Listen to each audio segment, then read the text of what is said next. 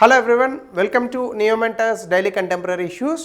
So ఈరోజు contemporary ఇష్యూస్లో మొదటి టాపిక్ వచ్చేసి వికసిత్ భారత్. సో మనందరికీ తెలుసు 2047వ సంవత్సరానికల్లా భారతదేశాన్ని అభివృద్ధి చెందిన దేశంగా చేయాలని చెప్పేసి ఇప్పుడు ప్రైమ్ మినిస్టర్ బీజేపీ పార్టీ ఎప్పటి నుంచో చెప్తున్నారు. సో దీనికి సంబంధించి అది ఎలా చేయాలి అంటే దానికి ఒక మార్గం ఉండాలి కదా. సో దీనికి సంబంధించి నీతి ఆయోగ్ కాన్క్లేవ్ ఒకటి చేశారు. ఇక్కడ కనుక మీరు చూస్తే నీతి ఆయోగ్ అలాగే వైస్ చైర్మన్, మెంబర్, సిఇఓ, అలాగే కొంతమంది chief economic adviser, defence secretary అంటే నీతి ఆయోగ్తో పాటుగా కొంతమంది గవర్నమెంట్ అఫీషియల్స్ కలిసి ఈ నీతి ఆయోగ్ కాన్క్లేవ్ అనేటటువంటి ఒక ఈవెంట్ని ఆర్గనైజ్ చేశారు. ఇందులో కొన్ని డిస్కషన్స్ చేశారు. ఏంటంటే economic growth and global competitiveness 2047 కల్లా ఆర్థిక వ్యవస్థ ఎలా ఉండాలి, అలాగే ప్రపంచవ్యాప్తంగా పోటీతత్వం, దీనికి సంబంధించి భారతదేశాన్ని మంచి గ్రోత్ రేట్లో నడిపించడానికి అంటే మంచి జీడిపిని పెంచడానికి, ప్రపంచవ్యాప్తంగా భారతదేశాన్ని ఉన్నటువంటి పోటీతత్వం గల ఆర్థిక వ్యవస్థగా మలచడానికి కొన్ని రెగ్యులేటరీ రిఫార్మ్స్ అంటే నియంత్రణపరమైనటువంటి సంస్కరణలు చేపట్టాలని చెప్పారు. దీంతో పాటుగా ఇన్ఫ్రాస్ట్రక్చర్ అంటే మౌలిక సదుపాయాల కల్పన, అలాగే నూతన ఆవిష్కరణలు, ప్రపంచవ్యాప్తంగా వాణిజ్యం అనేటటువంటిది ఉంటుంది. భారతదేశం ప్రపంచ వాణిజ్యంలో కేవలం 2% మాత్రమే ఉంది. ఇది చాలా ఎక్కువగా పెరగాలి. కనీసం ఒక 5%, 6% పెరిగేటటువంటి ప్రయత్నం చేయాలి. 20, 30 అని అనుకోకండి, అంత వెంటనే అవ్వదు.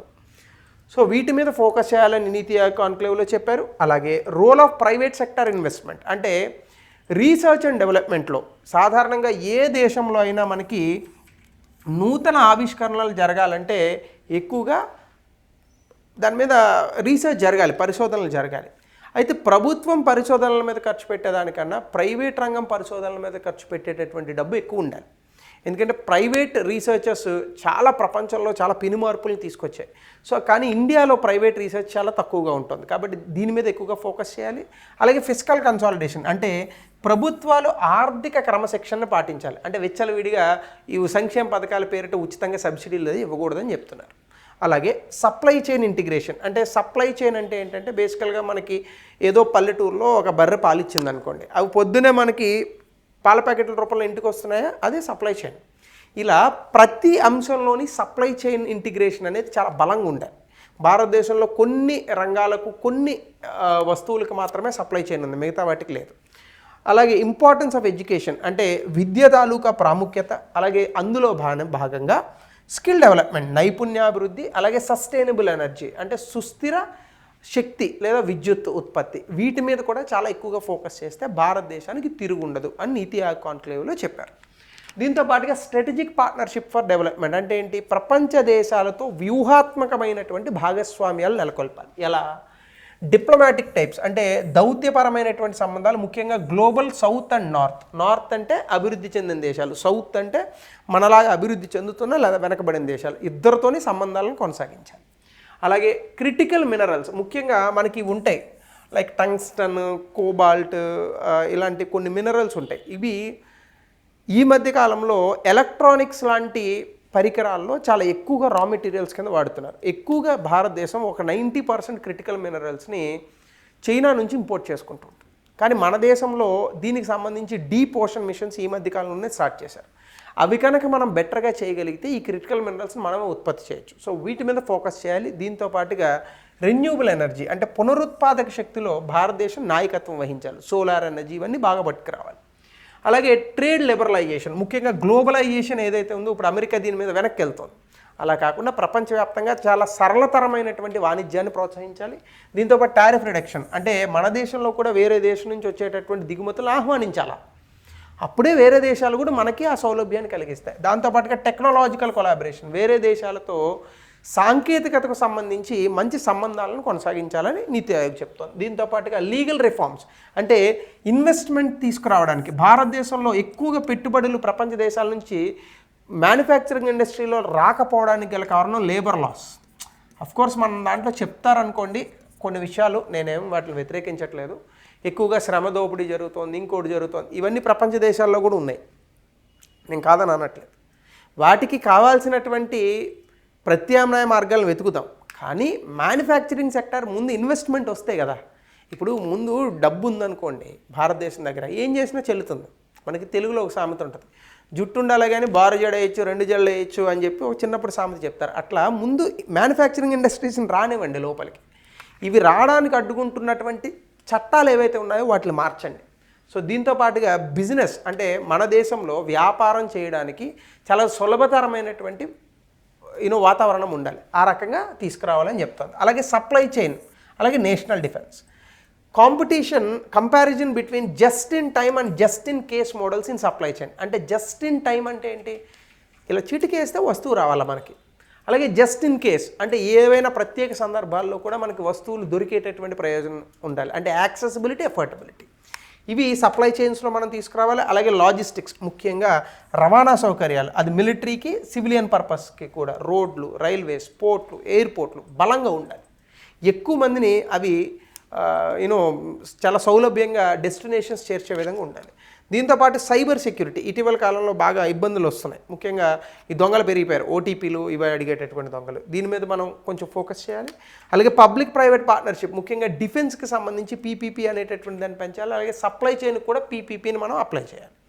సో ఈ విధంగా మనకి నీతి ఆయోగ్ చెప్తోంది. దీనివల్ల మనకు వచ్చే ప్రభావాలు ఏంటంటే India's transformation to a developed nation, అంటే 2047 కల్లా భారతదేశం అభివృద్ధి చెందినటువంటి దేశంగా రూపాంతరం చెందడానికి ఇది చాలా ఉపయోగపడుతుంది. దీంతో పాటుగా ఇది జరిగేటప్పుడు జీడిపి మీద కాన్సన్ట్రేట్ చేయాలి, జాతీయ భద్రత మీద కాన్సన్ట్రేట్ చేయాలి, ప్రపంచవ్యాప్తంగా మనకు ఉన్నటువంటి పార్ట్నర్షిప్స్ మీద మనం కాన్సన్ట్రేట్ చేయాల్సి ఉంటుందని నీతి ఆయోగ్ కాన్క్లేవ్లో ఈ path to developed nation by 2047 అని చెప్పారు.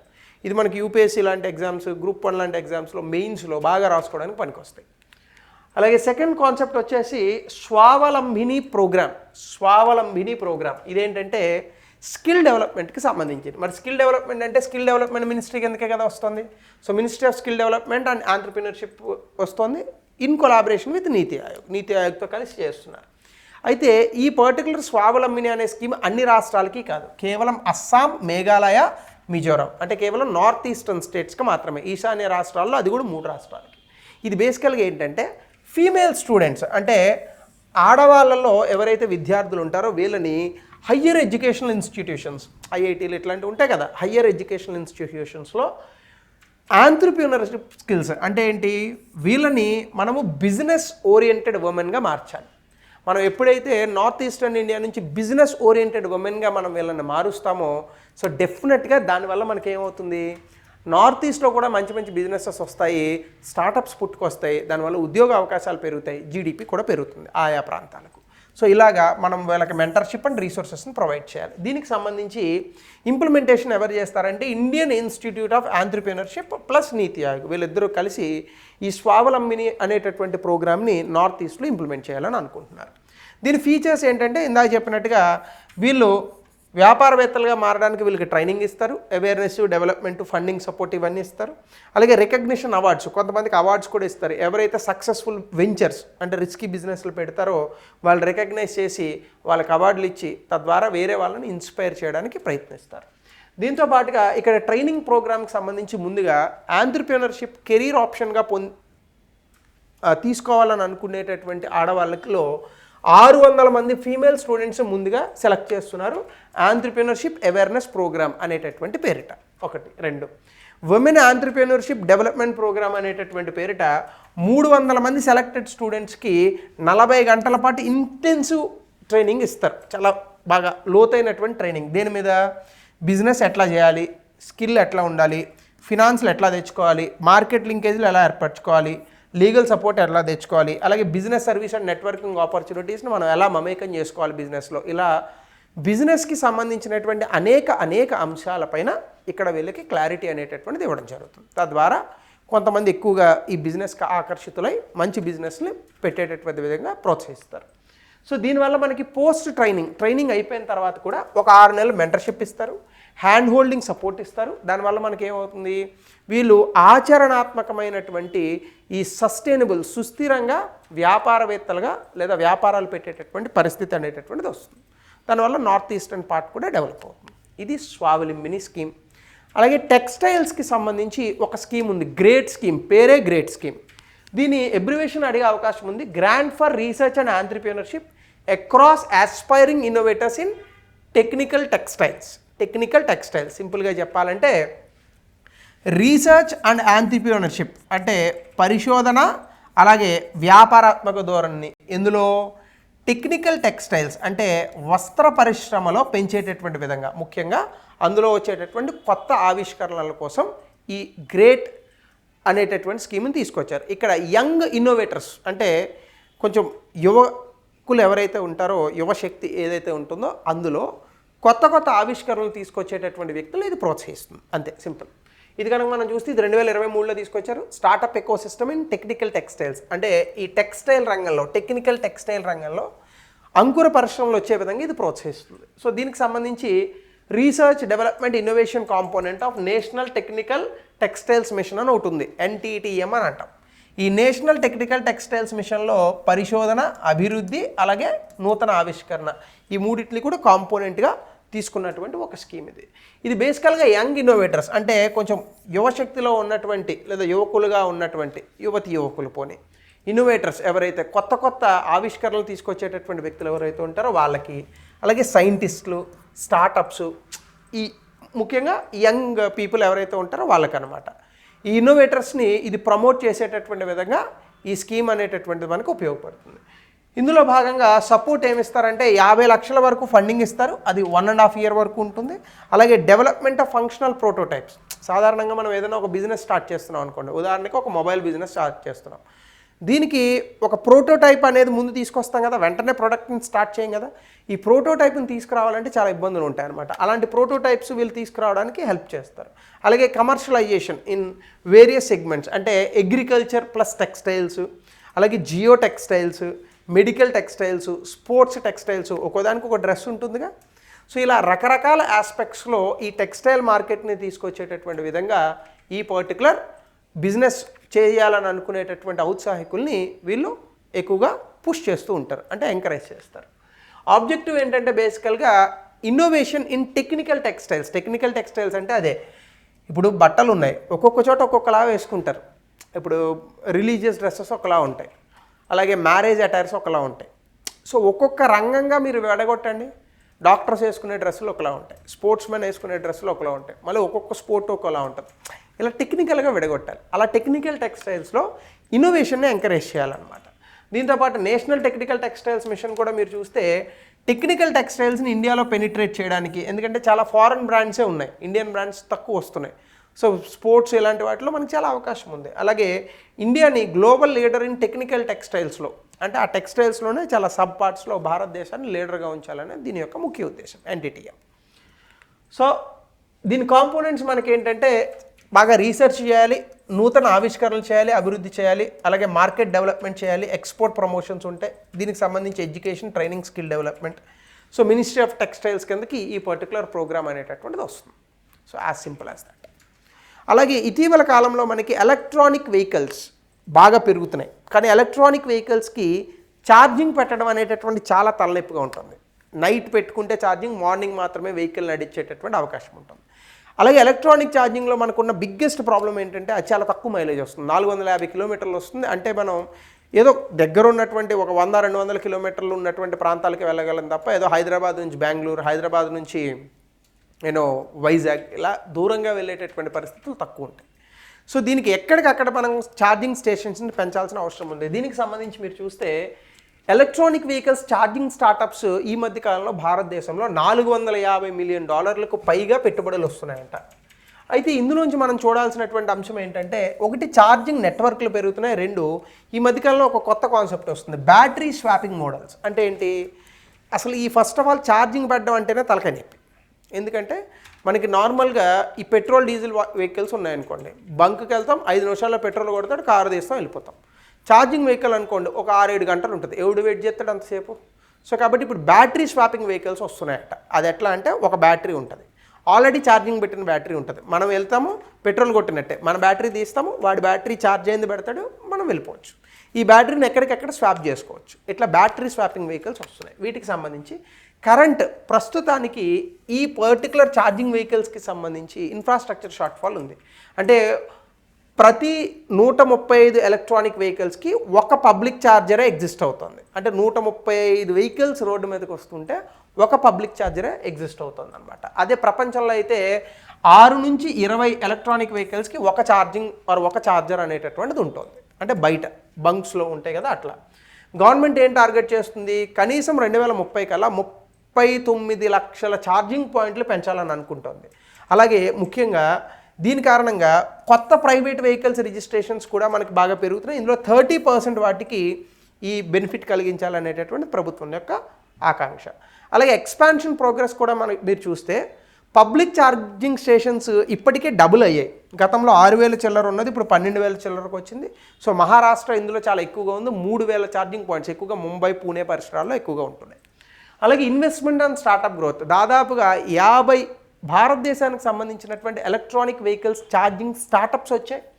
వీళ్ళు ఆల్రెడీ $511 మిలియన్ గత 5 సంవత్సరాల్లో పెట్టుబడులు తీసుకొచ్చారు. దీంట్లో పేపర్ యూజ్ లాంటి, బ్యాటరీ స్వాపింగ్ లాంటి కొత్త కొత్త కాన్సెప్ట్స్ వస్తున్నాయి. ఈ మధ్యకాలంలో బాగా వస్తున్నాయి ఛార్జింగ్ పాయింట్స్. అది అంటే మీరు ఎంత ఛార్జింగ్ పెట్టుకుంటే అంతే డబ్బులు ఇవ్వండి. 2 బ్యాటరీని స్వాప్ చేసుకోవచ్చు. సో అట్లాంటి కాన్సెప్ట్స్ కూడా వస్తున్నాయి. అలాగే గవర్నమెంట్ సపోర్ట్, గవర్నమెంట్ కూడా కొన్ని ప్రోగ్రామ్స్ తీసుకొచ్చింది. ఫేమ్ 2, అలాగే production linked incentive scheme. Fame అంటే ఎలక్ట్రానిక్ వెహికల్స్ని ఎంకరేజ్ చేసేటటువంటి ఒక పథకం. అలాగే దీంతోపాటు సబ్సిడీస్, ఎస్పెషల్లీ అర్బన్ ఏరియాస్లో ఇలాంటివి రావడం వల్ల మనకి చాలా అద్భుతమైనటువంటి ఇన్వెస్ట్మెంట్స్ పెరుగుతున్నాయి, ముఖ్యంగా ఎలక్ట్రానిక్ ఛార్జింగ్ వెహికల్స్కి సంబంధించి. అలాగే ఇందులో కొన్ని ఛాలెంజెస్ ఉన్నాయి. ఏంటంటే ఈ ఎలక్ట్రానిక్ వెహికల్స్కి సంబంధించిన వెహికల్స్ రేట్ ఎక్కువే, ఛార్జింగ్ పాయింట్లు రేట్ ఎక్కువే. సో దానివల్ల ఛార్జింగ్ స్టేషన్స్ ఎవరు కూడా పెట్టుబడులు అనేటటువంటివి పెట్టట్లేదు. అలాగే ల్యాండ్ ఎక్విజిషన్ ఇష్యూ. పాత పెట్రోల్ బంకులకి అంటారా చాలా ఈజీగా మనం తీసుకొచ్చేసాం ఏవి ప్లేసెస్ని. ఇప్పుడు అక్కడ ల్యాండ్ ఎక్విజిషన్ చేయాలంటే చాలా సమస్యలు వస్తాయి. అలాగే గ్రిడ్ రిలయబిలిటీ. ఇప్పుడు పెట్రోల్ అనుకోండి, ఒక పెద్ద కంటైనర్ వస్తుంది, వాడు తీసుకొచ్చి అక్కడ పెట్రోల్ అండర్ గ్రౌండ్లో పోస్తాడు, దాని నుంచి ఎత్తుకొని మనం పెట్రోల్ కొట్టుకుంటాం. ఛార్జింగ్ స్టేషన్లు ఎట్లా, గ్రిడ్ కనెక్ట్ చేసి ఉండాలి, ఎలక్ట్రిసిటీ లైన్స్ వేయాలి. సో ప్రతి చోట ఎలక్ట్రిసిటీ లైన్స్ వేయాలంటే చాలా కష్టం. దీనివల్ల ఎలక్ట్రానిక్ వెహికల్స్ పెనిట్రేషన్ మీద ఇది చాలా ఎక్కువ ఇంపాక్ట్ పడేటటువంటి అవకాశం ఉంది. నా దృష్టిలో రానున్న రోజుల్లో ఎలక్ట్రానిక్ వెహికల్స్ సెల్ఫ్ ఛార్జింగ్ అయితే తప్ప, లేదా హైడ్రోజన్ ఫ్యూయల్ అయితే తప్ప విపరీతమైన సక్సెస్ వచ్చే అవకాశం లేదు. ఈ మధ్యకాలంలో ఒక సర్వేలో కూడా చెప్పారు ఏంటంటే ఎలక్ట్రానిక్ వెహికల్స్ కొన్నటువంటి 40% మంది మళ్ళీ పెట్రోల్కి మారాలనేటటువంటి ఆలోచనలో ఉన్నారట. సో ఆ రకంగా కూడా మనం చూడొచ్చు. అలాగే గ్లోబల్ లీడర్స్ నుంచి, ముఖ్యంగా కాలిఫోర్నియా, యూకే, సింగపూర్ నుంచి మనం తెలుసుకోవాల్సిన విషయం ఏంటంటే వాళ్ళు ఎక్కువగా పబ్లిక్ ప్రైవేట్ పార్ట్నర్షిప్ని ప్రమోట్ చేస్తున్నారు ఎలక్ట్రానిక్ వెహికల్స్లో ఇన్ఫ్రాస్ట్రక్చర్ పెంచడానికి. అలాగే ఫ్యూచర్ ప్రాస్పెక్ట్స్ మనం చూస్తే డెఫినెట్గా రాబస్ట్ ఇన్ఫ్రాస్ట్రక్చర్, చాలా వేగంగా స్ట్రెంగ్త్ ఉన్నటువంటి మౌలిక సదుపాయాలను తీసుకురావాలి. పబ్లిక్ ప్రైవేట్ పార్ట్నర్షిప్తో పాటు కొత్త కొత్త మోడల్స్ని మనం వెతికి ఈ ఛార్జింగ్ పాయింట్స్ని పెంచితే తప్ప ఎలక్ట్రానిక్ వెహికల్స్ రెవల్యూషన్ వచ్చే అవకాశం భారతదేశంలో ఏమాత్రం కూడా లేదు అని కూడా మనకి కొన్ని సర్వేలు చెప్తున్నాయి. అలాగే ఇక లాస్ట్ టాపిక్ ఈరోజు ట్రోపెక్స్ 25. ఇది భారతదేశం, ఇండియా తాలూకా నేవీ, ఆర్మీ, అలాగే ఎయిర్ ఫోర్స్ ముగ్గురు కలిసి చేసేటటువంటి exercise. Indian navies Capstone operational exercise. ఇది ఇండియన్ ఓషన్ ప్రాంతంలో చేస్తున్నారు. ఇది ప్రతి 2 సంవత్సరాలకు ఒకసారి చేస్తారు. భారతదేశ నావికాదళం, అలాగే Indian army, Indian air force, coast guard నలుగురు కలిసి ఈ యొక్క ప్రోగ్రామ్ని నిర్వహిస్తూ ఉంటారు. ఆబ్జెక్టివ్ ఏంటంటే బేసికల్గా యుద్ధం వచ్చినప్పుడు, వార్ ఫైటింగ్ అనేటటువంటిది వచ్చినప్పుడు, ముఖ్యంగా అది సముద్ర మార్గాలపైన వచ్చినప్పుడు ఖచ్చితంగా నేవీ దాన్ని ఎదుర్కొంటుంది. అయితే ఎనిమి సముద్ర మార్గం నుంచి అటాక్ చేయడు, అన్ని మార్గాల నుంచి అటాక్ చేస్తాడు. అలాంటి సందర్భాల్లో ఆర్మీ, నేవీ, ఎయిర్ ఫోర్స్ తాలూకా ఇంటిగ్రేషన్ కరెక్ట్గా ఉండాలి. 1962 చైనాతో వార్ ఓడిపోవడానికి ముఖ్యమైనటువంటి కారణం ఇదే. మన ఎయిర్ ఫోర్స్కి, ఆర్మీకి మధ్య ఎక్కువగా సంబంధాలు లేకపోవడం దెబ్బతీసింది మనల్ని. సో ఆ రకంగా ఇంటిగ్రేటెడ్ రెస్పాన్స్ ఉండాలి. అంటే సాంప్రదాయ పద్ధతిలో చేసేటటువంటి యుద్ధాలు కానీ, దొంగతనంగా చేసే యుద్ధాలు కానీ, అన్నీ కలిపి చేసేటటువంటి థ్రెట్స్ కానీ మ్యారిటైమ్ సెక్యూరిటీని మనం గట్టిగా చూసుకోవాలి. అట్ ద సేమ్ టైం మన ఇండియన్ ఆర్మీ అలాగే మిగతా ప్రాంతాలను కూడా మనము గట్టిగా కలుపుతూ వెళ్ళాలి. సో దీనికి సంబంధించి కనుక మీరు చూస్తే ఎక్సర్సైజ్ ఫేజెస్, ఇందులో మల్టిపుల్ ఫేజెస్ ఉంటాయి. ఒకటి హార్బర్, అలాగే సీ, 2 చోట్ల హార్బర్కి దగ్గరలో, సీలో కూడా చేస్తారు. కాంబాట్ ఆపరేషన్స్ ఉంటాయి, సైబర్ ఎలక్ట్రానిక్ వార్ఫేర్స్ ఉంటాయి, లైవ్ వెపన్ ఫైరింగ్స్ చేస్తారు, యాంఫిబియస్ ఎక్సర్సైజెస్ ఉంటాయి విచ్ ఇస్ కాల్డ్ ఎస్ యాంఫెక్స్ అని ఉంటుంది. అలాగే నేవల్ ఫ్లీట్, 65 నేవల్ షిప్స్లు, 9 సబ్మెరీన్లు, 80 ఎయిర్ క్రాఫ్ట్లు ఇందులో పాల్గొంటాయట. అలాగే మేజర్ ప్లాట్ఫామ్స్ చూస్తే కనుక ఐఎన్ఎస్ ఇండిజినస్, మన దేశంలోనే చేసినటువంటి ఎయిర్ క్రాఫ్ట్ క్యారియర్ విక్రాంత్, అలాగే విశాఖపట్నం కోల్కతా క్లాస్ డెస్ట్రాయర్స్, అలాగే Calvary class submarines, air craft fleet including MiG, అలాగే హెల్సీ గార్డియన్, MH-60R, ఇంకా హెలికాప్టర్స్, ఇంకా ఇతర ఫైటర్ జెట్స్ లాంటివి కూడా ఇందులో పాల్గొంటున్నాయి. అలాగే ట్రై సర్వీసెస్ ఇంటిగ్రేషన్కి సంబంధించి ఇక్కడ ఆర్మీ, ఎయిర్ ఫోర్స్ అలాగే కోస్ట్ గార్డ్ ముగ్గురు కలిసి ఇక్కడ చేస్తారు. అలాగే ఇండియన్ ఎయిర్ క్రాఫ్ట్స్ నుంచి సుకోయ్, అలాగే అవకాశ్ అంటే మనకి ఏవియోనిక్స్ ఫ్లైట్ ఉంటుంది, ఇన్ఫర్మేషన్ ఇస్తుంది, జాగ్వర్, C-130 ఇలాంటి ఫ్లైట్స్ కూడా ఉన్నాయి. సిగ్నిఫికెన్స్ ఏంటంటే బేసికల్గా navy, army, air force, coast guard joint planning ఉండాలి. అలాగే కంబాట్ చేసేటప్పుడు ఎఫెక్టివ్నెస్ ఉండాలి. ప్రెసిషన్ టార్గెటింగ్ అంటే కరెక్ట్గా టార్గెట్ని కొట్టేటటువంటి విధంగా ముగ్గురు ప్లాన్ చేసుకుని యుద్ధం చేయాలి. సో దానికోసం ఈ ఎక్సర్సైజ్ చేస్తూ ఉంటారు. సో దీనివల్ల ముగ్గురు కలిసి చేసేటటువంటి జాయింట్ ఆపరేషన్స్ క్యాపబిలిటీస్ పెరుగుతాయి. సో దానికోసం ఇలాంటి ఎక్సర్సైజులు చేస్తూ ఉంటాం. సో ఎగ్జామ్లో జనరల్గా ట్రాపెక్స్ అంటే ఏంటని అడుగుతాడు. సో ఇవి ఈరోజు టాపిక్స్. మళ్ళీ మనం రెగ్యులర్గా సోమవారం ఈ టాపిక్స్, కొత్త టాపిక్స్ ఈ ప్లేస్లో చూస్తూ స్టార్ట్ చేద్దాం. So thank you, have a nice day.